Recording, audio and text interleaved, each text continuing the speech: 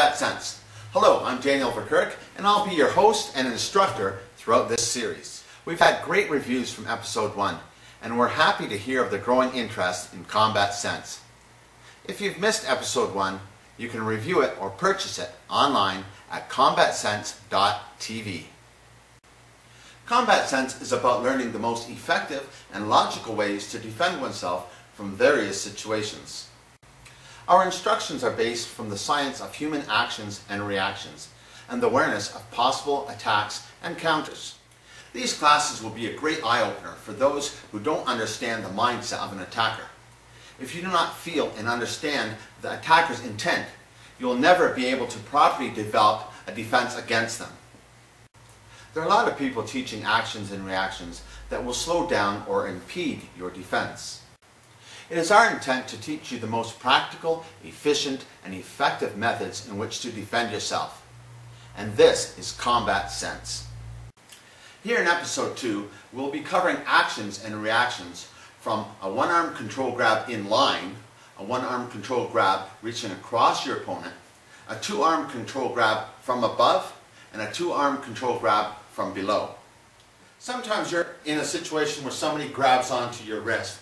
They might grab onto your wrist because you're leaving, you're reaching to a doorway. You might have been holding onto your cell phone because you're going to call 911 or something. There could be different situations in which somebody may grab onto your wrist or grab onto your arm.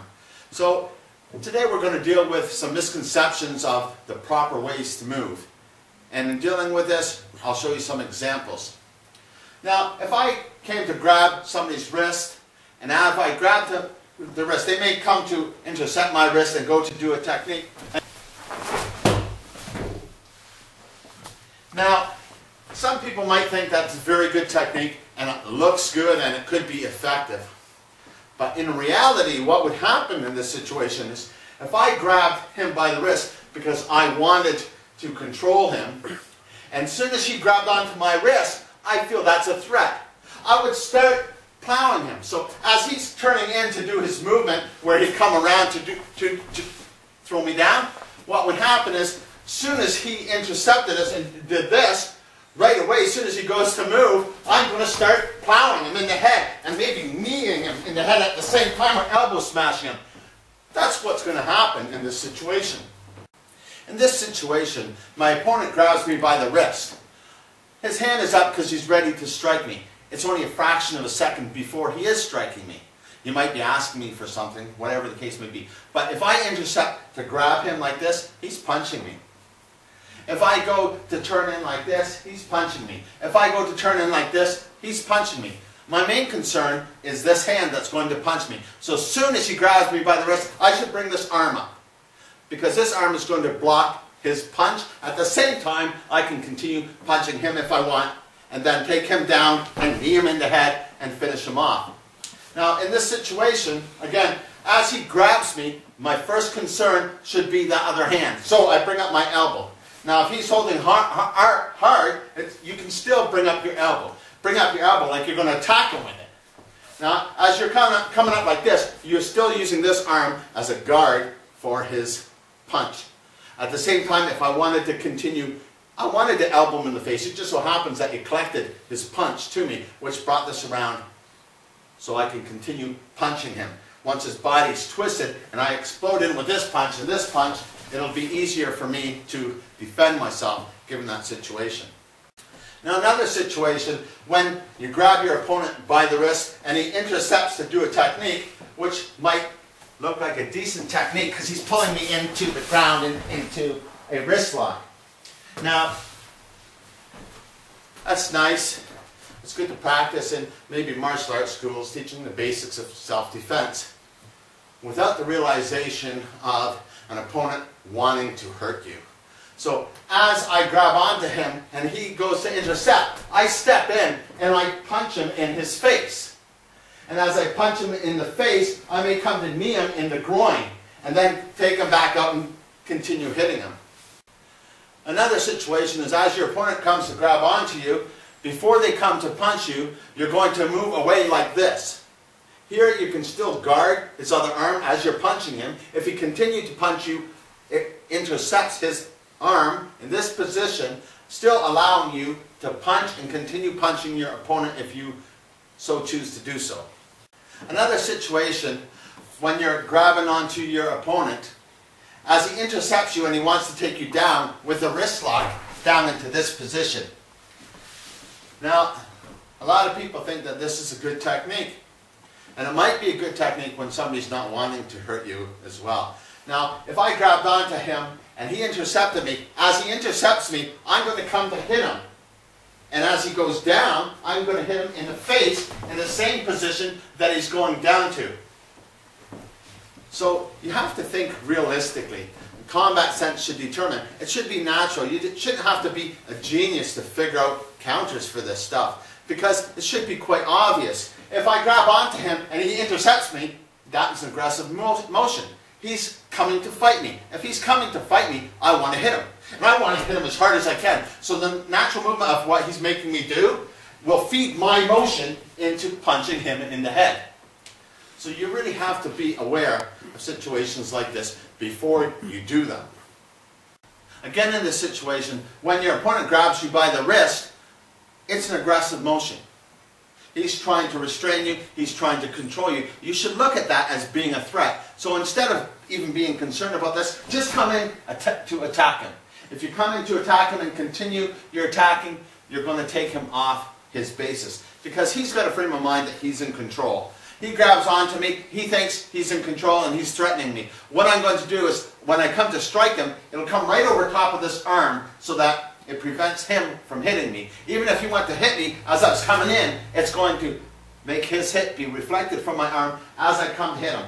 Then this second arm that he was holding onto comes back over top of here, and I continue striking him as I want to, taking him to the ground. Okay, now we're going to deal with another situation which is called the cross-arm grab. So the first situation was in line because you grabbed somebody in line with your shoulder. In this situation, I'm going to grab him cross grab. Now, in training in some martial arts, he might be inclined to do a technique like this. From here, as your opponent does this technique, it may seem like a very effective technique to do on the street or a given situation. But that's without compensating for somebody who has the intent to hurt you.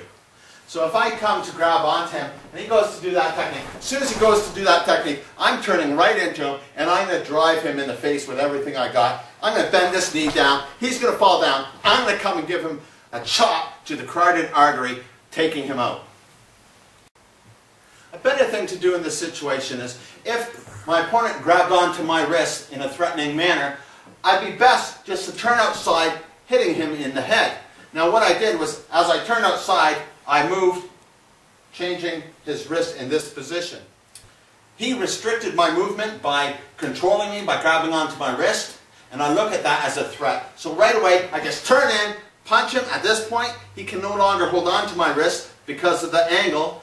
I'm just going to continue driving him, taking him out by the knee, maybe coming into the neck. If I wanted to choke him or continue striking him or get away, that's all fine.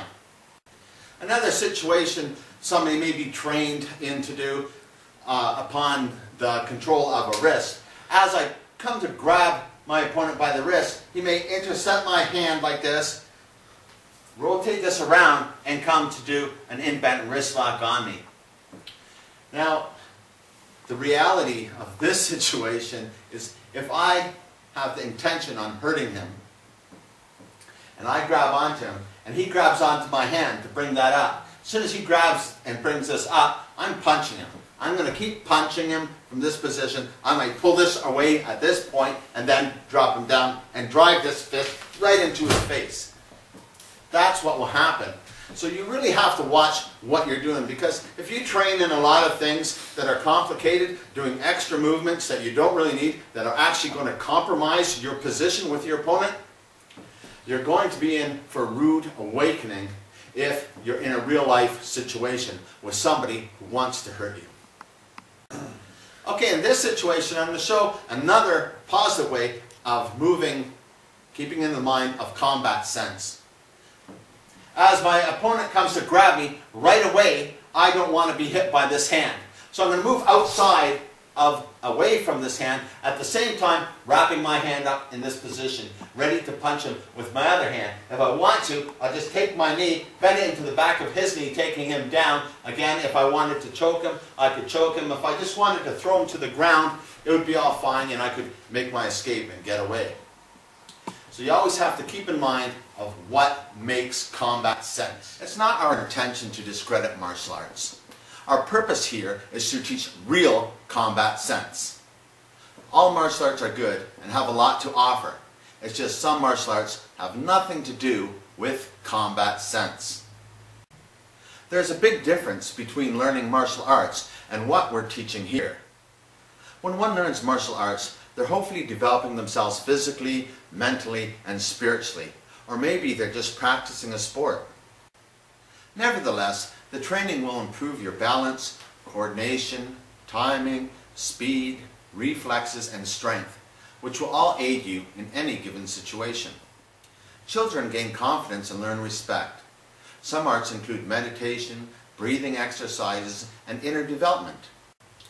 This is all good, and I have been training in the martial arts my entire life. What I'm saying is, everything has its place and purpose. Combat sense is just making you aware of what many martial arts are not. Another situation you may find yourself in if you've in a confrontation with somebody who has some type of martial arts training is, as you come to grab them and they go to do their self-defense technique and you're being led and taken back to the ground in this position, what's happening here, it's based on the idea that when I grab onto him and he pulls me, that I'm going to come like this and walk into this.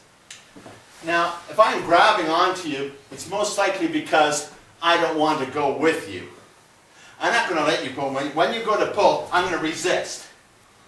If I go to pull and you resist it, I'm going to then continue hitting you. So it's nice if there's no possible way, I don't think, that anybody who wants to hurt you is going to easily move like this and walk around and let you take them down. Because their mindset isn't like that. Their mindset is, I'm in charge here, I want to hurt you, I want to control you. You got to know what you're dealing with. If I think this way when I grab onto somebody and he goes to do that technique, I'm going to step in and punch him with this hand as quick as possible. So what's happening is, as he's coming to pull me around, I'm just punching him with this hand. Right after I punch him with this hand, I may continue to punch him with this hand, checking the shoulder, taking out this knee, and finishing him off. Because it'll be quite simple, and I don't think it takes an awful lot of experience to figure this type of stuff out here. Thinking of combat sense, what really makes sense here is the most simplest things to do. So if my opponent grabs onto my wrist in a cross grab, right away where my hand is facing, I'm just going to drive him in the quadricep, which is going to buckle him down. This hand is facing right to his head. I'm going to hit him right behind the ear, knocking him out. It's quite simple, the easiest thing to do, and it makes perfect combat sense. Now you can see what happened here is, when he grabbed me by the wrist, I have to be aware that this punch can happen. I don't want it to happen. This hand is to take care of that. In case he did come to punch me, I have to be able to move outside of that. I have to be aware of that. So the most important thing is to be aware. I can't go and do stuff like this, I get punched in the head. I can't grab onto his head like this, I get punched in the head. I can't go to come underneath here like this, I get punched in the head. All these things are going to be resulting in me getting punched in the head. I really don't want to be punched in the head. So using my combat sense, I have to be the aggressor. I have to be aware that this punch is going to come. Before it does, I come with a low strike, guarding the possibility of him punching me. So this is very beneficial. At this point, when I cross him over, or I drop him down, or I continue punching him, it's all going to work fine. As long as you can realize that when you come to punch here, that you're not going to get hit by this hand. Because you have to guard this possibility. Your head is going to move away. And as your head moves away, your hand should be in line with his face. So you can continue then punching him again and again. It's the best way, not the best way, but one of the easiest ways and methods, simple to learn, easy for anybody to do. In combat sense, we want to really work on what works. what's based on reality, what's based on understanding human actions and reactions given a conflict. And here we're going to deal with a double hand grab. So my opponent has his arms up and I grab onto his arms because I don't want him to punch me and I may want to come and do a technique. Now as I do this, he goes to do a counter technique where he's turning like this and throwing me down to the ground. Now in this situation, he's relying on the fact that I'm not wanting to hurt him.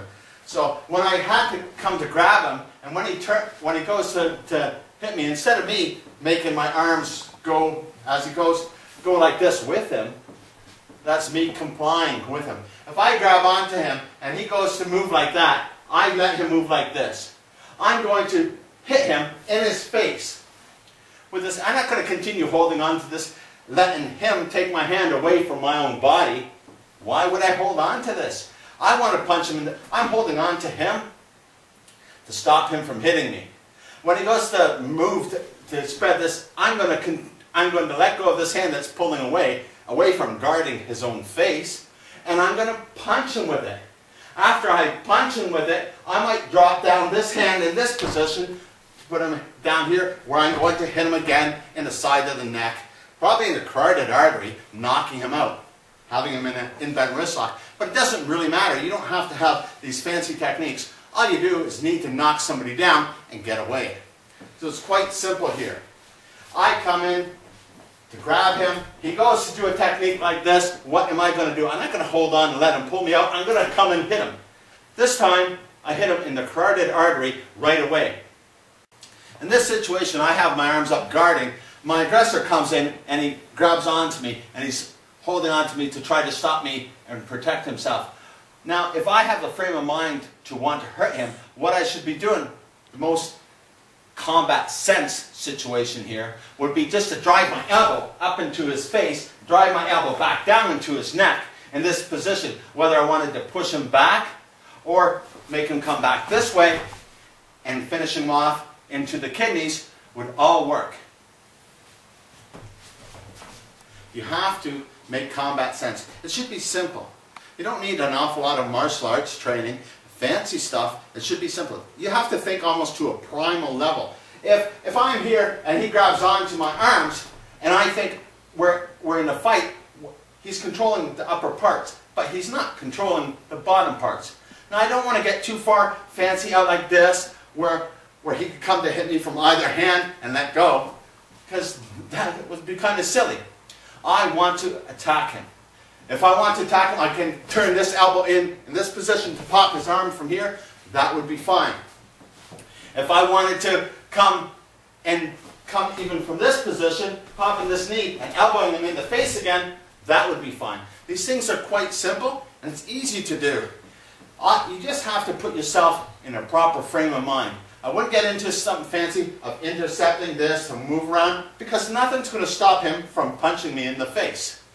So if he's holding on to me, you cannot worry too much about taking stuff and redirecting it and coming to do stuff, because if somebody has a frame of mind of hurting you, they're going to be hurting you. So your main thing is, when he grabs on, you want to be able to hit him where he can't hit you. And that's what we're thinking in a method of combat sense. It has to make sense. You don't want to give a movement that is giving him the opportunity to counter you. You want to make a movement to be aggressive and defensive all at the same time. In this situation, if he's fighting me and he's controlling me, I want to hit him in the position, coming to hit him. It's not giving him an opportunity to do anything, because I take away center of gravity by bending my knee. I continue punching him in the face, knocking him down to the ground, and everything is going to work in my favor. And it doesn't take an awful lot of specialty training to figure this stuff out. Looking at other methods which may get you hurt, depending on your skill level, an application from somebody grabbing on with a double arm grab downwards. Before, my wrists were facing this way, so my thumbs are on the top. In this position, my thumbs are grabbing here instead of here. So as I'm grabbing like this, he's coming across, intercepting my wrist, and then continuing to take me down. Now, it's not too bad because you're probably going to hit somebody in the groin even if you let them get this far. There's lots of things. You can take out the knee from this point. You can take them down. There's a load of things that you can do. So you really don't want to take somebody down to here. If I'm coming from this position and he grabs, when he intercepts this, nothing's going to, as he intercepts this to do this, nothing's stopping me from punching him in the face. I don't know why. I don't think it takes a lot of skill. That if I'm thinking of hitting him and he lets go, he's intercepting this hand. Why would I continue holding on to this hand when he's holding on to this hand with both his hands? I don't want to be in this position. Nothing's to stop me. Why would I continue holding on to this hand? If I have a frame of mind to hit somebody and I went to grab onto him from this position and he crossed over and grabbed onto one of my arms with both of his, I'm probably going to hit him. There's a good chance I'm going to hit him. If I hit him this way, or I might come across with my elbow, or I might come across with a palm strike. There's loads of things I can do here. Even if he's dropping me down, I still have this hand here. He's using both of his hands to hold on to my one hand, leaving my free hand to do anything that I want to finish him. He's bent over. His center of gravity is broken. There's nothing to stop him from falling down. I don't know why people put themselves in such compromising positions. It doesn't have to be that complicated. Now, thinking with combat sense in mind, if somebody could come and grab me with both my arms, which isn't too likely in the first place, but let's say he did have this opportunity. Right away, this hand is facing towards his groin, so I may come just to punch him in the groin. At the same time that I did that, I stepped in because I'm hitting him with my body force and weight, stepping behind this leg, which is popping this, which is then taking my opponent off again. Now, I may want to just come in with my head, sort of like a soccer technique that they taught in the World Cup. Now, in this situation, I may also just come straight across in this position where I'm coming with my elbow and then coming with my elbow up again to the face. So it has to be quite simple. If he's holding on with both my hands, there's some things that he has control of, some things that he doesn't have control of. I have to be aware that if I go with my power to open up my arms, he might come in with his head. So I have to be aware of something. Some situations that are compromising. Could you imagine you go to do this, he brings his head and you bring your head? You're both going to bonk each other. The person with a thicker skull will probably win here. So there's some things that you got to keep in mind when you're going to do stuff. You have to be aware of the possibilities in the situation. So here it might be really easy, like I said, to come in straight for the groin. If you're not coming in from this side, because when you do come in for the groin, you have to put this hand in a position that you can break his grip. Here, he has power that pushes down. That downwards force is an easy use to punch here. Now, his thumb is the only thing that's stopping me from coming up in this position. If I came across with my elbow into his chest, I may then drive my elbow up into his face, and then again coming with my palm into his chin, knocking him down. All this makes combat sense because it's taking care of the possibilities of his counter while simultaneously delivering your attack of defense. This concludes Combat Sense Episode 2. We hope to see you next week when we cover situations regarding an attacker from directly behind you as well as from either side. Until then, let combat sense be with you.